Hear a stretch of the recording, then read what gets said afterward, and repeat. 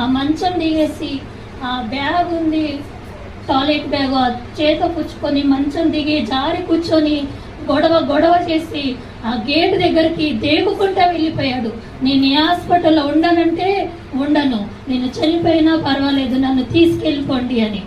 అప్పుడే ఇంకా డాక్టర్ వచ్చేసి అగ్రిమెంట్ అది డిశ్చార్జ్ చేయడానికి అంతా రెడీ చేసి పంపించేసిండు. ఆయన చెప్పిండు, ఈయన బ్రతకడమ్మ 1 నెల కంటే కూడా మీ బంధువులందరినీ పిలిచి ఒక్కసారి ఎవరైనా చూడాలనుకున్నా మాట్లాడాలనుకున్నా చివరిసారిగా వాళ్ళ అన్నదమ్ములకు అందరికీ ఫోన్ చేసి చెప్పండి అని ఒక్క మాట డాక్టర్ చెప్పాడు.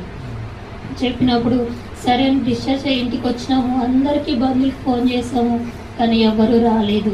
ఈయన చనిపోతాడని కూడా నేను చెప్పాను, అందరికీ చెప్పినా కూడా ఎవరు రాలేదు. కానీ దేవుడు మహిమగా ఇప్పటి వరకు నా తండ్రిని జీవింప చేశాడు.